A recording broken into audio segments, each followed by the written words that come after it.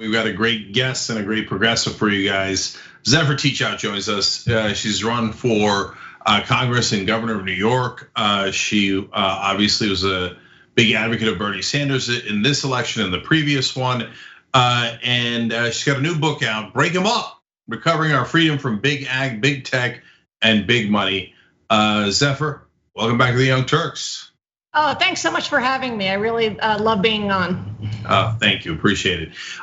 Okay, but this time we're gonna have some fun, and I think that I'm not sure that you and I completely agree on some of these things. So, having given that preview, let's get into it. And that's why I write the book, is to have real conversations. Exactly. I think a lot of progressives don't agree with these ideas, and I'm trying to persuade people.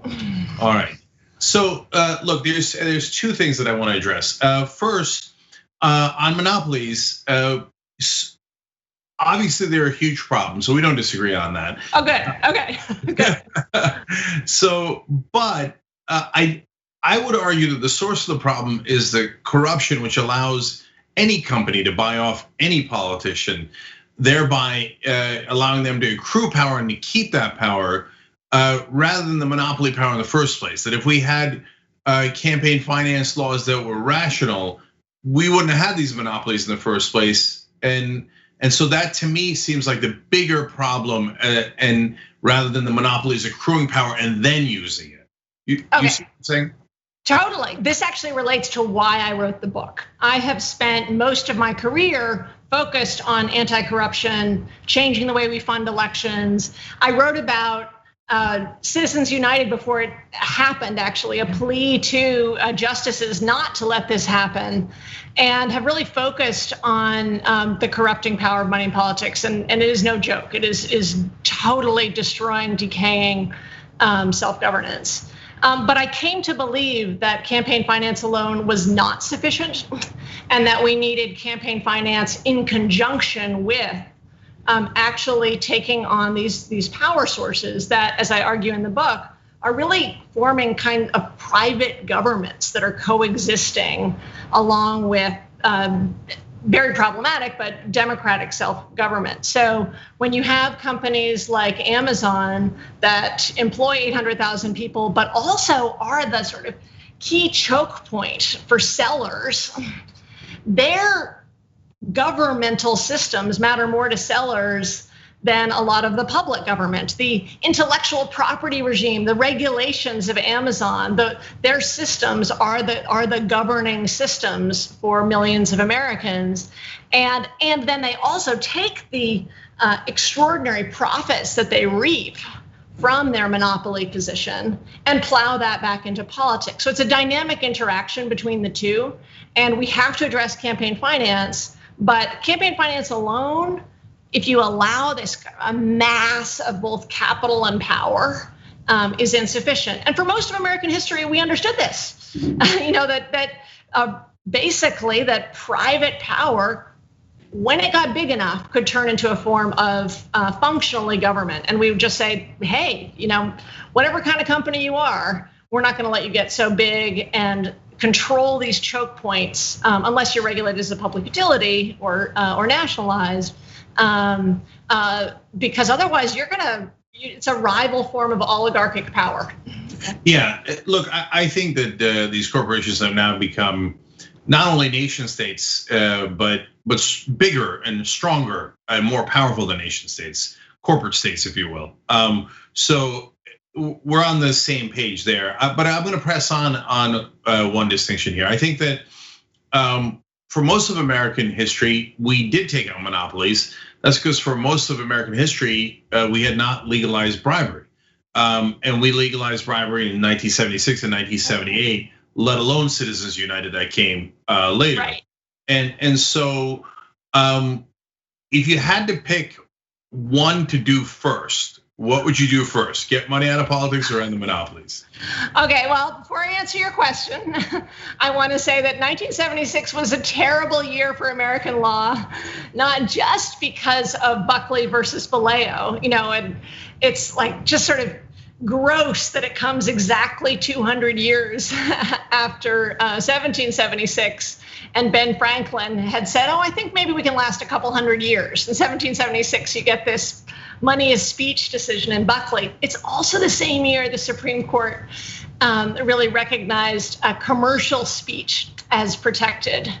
And I actually, I totally agree with you. I agree that one of the main reasons that the Clintons and Democrats did not, Reagan destroyed antitrust law, just came in and installed judges and key enforcers who didn't believe in antitrust, anti-monopoly, changed the definitions, and then Democrats came along and accepted the new definitions, accepted the new framework. Yeah, of course. Like as long as prices are cheap, we don't have a problem with private power, which is crazy, but it's been the model for 40 years. And I agree with you that a root reason for that is the changing way of funding campaigns. Yeah. But having said that, I guess the reason I think this is important politically, and so I reject your choice. I think, and I do, and I actually include campaign finance reform as itself an anti-monopoly provision. Like you can't talk about anti-monopoly and not talk about changing the way we fund campaigns. That's just it's not an honest way to talk about private power. But I reject the dichotomy because I think it's really important for progressives or just people who want power over their own lives to go after the root of power and to start calling these corporations illegitimate, like to move past corporate accountability to corporate illegitimacy. Because we spend so much time begging them to be nicer with corporate social responsibility campaigns or fighting on policy. It's like, okay, no, we see where the root of power is. We see what the root of power is doing. By the way, also funding voter suppression efforts. And so let's go after the root of power. I mean, Amazon and Facebook and Google and Monsanto and Tyson, they all know that the ability to consolidate is important to their power. So they don't know something we should recognize what they are doing and fight on the framework of power and not just fight on the framework of policy. Yeah. Now I'm going to challenge you on a second thing, but I want the audience to understand that this is an interesting intellectual exercise, and conversations like this we should have. But don't get it twisted. I agree with Zephyr so much overall that I agree with her more than I agree with Bernie Sanders. Okay, you were right about that editorial, 100% right about Biden's corruption.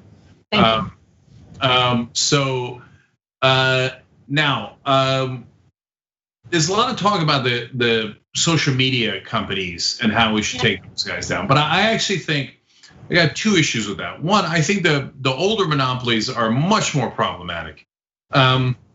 Big oil is still getting tens of billions of dollars as subsidies. It's an unbelievable outrage. And we can, the banks, and we can go on, right? And there's an upside to the social media companies that almost nobody talks about, and I'm worried that there's a downside to targeting them. A progressive company like ours could have never arisen in the old world of the NBCs, ABCs, and CBSs and CNNs of the world. They hate progressives. They're all multi-billion-dollar corporations that would never let us on. But Facebooks and Googles of the world are somewhat content neutral, and they have allowed progressives to rise up. So I worry that we're picking the wrong target there, and then if we go back to the bad old days and we break up the Facebooks and the Googles, we're going to be left with nothing but horrible mainstream media instead. Okay, so maybe you are okay with Facebook for a minute, but two things. One, when it comes to genuine, broad, decentralized flourishing of local media, Facebook and Google have been thieves and murderers. Unlike, say, the internet, people often conflate the internet with Facebook and Google. And I think we have to be very clear that you can still have an internet without Facebook and Google organized as they currently are. And I think for both of them, the real problem is the business model as well as monopolization, that their business model is a targeted ads business model. That right now, they have so much control over access to readers, watchers, listeners, that they are making money off the content that journalists are creating. And so they are like a classic, highway robber standing there saying, hey, you can have access to these great audiences, but by the way, we're gonna advertise and ourselves take the money next to the articles that are shared on your platforms. And so one thing that I think is really problematic is the way in which they're really just being a central role in destroying the news. But second, I don't trust Mark Zuckerberg. Right now he can make or break you and make or break the news. And this is not a long-term strategy to say, well, I like the king for this week because he's nice to me. We actually shouldn't trust in any kings. And you're right that we needed more media decentralization many years ago. There aren't the good old days when it comes to media concentration, but the current days are really dangerous. Yeah, we're out of time, and it's such a great conversation. Let's pick it back up. But look, in your analogy, I view the road as a road that Google and Facebook allowed us on, then take a toll, whereas the CNN and New York Times would have never allowed us on the road in the first place. God help us if we're in their hands again. They loathe us way more than Google or Facebook ever does. So, it's so. So are you really saying that you think that because you got an in for a minute, you want to live with this oligarchy? I think you can't be saying. No. But yeah. Zephyr, but we had the oligarchy anyway. It was a worse oligarchy. It was the CNNs of the world saying you're not allowed on the road at all. We're just gonna ban you. I mean, here, your so-called liberal network is MSNBC, which hates progressives more than everyone else combined. I mean, this is the sick oligarchy that we lived in before Facebook and Google. So by comparison, this oligarchy is slightly better. For a minute. But I guess I think that and one of my goals in this book is for progressives to aim a lot higher, is to say, look, we can have a moral economy and we've got to stop messing around the edges and go at the roots of power and demand a decentralized news network where we're not, happy this week with these kings and begging them in 2 weeks to get back on. Change the algorithm is, just the whims of Zuckerberg can change our entire news environment, and I don't feel okay about that. I hear you. It's a great conversation, great book. Check out Break 'Em Up. I love the title too.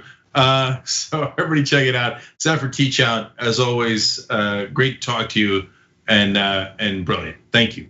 Thank you so much. On the go? Don't worry, we got you covered. You can still listen to TYT at our new podcast network. Find us on Apple Podcasts, the Google Play Store, or at tyt.com/podcast.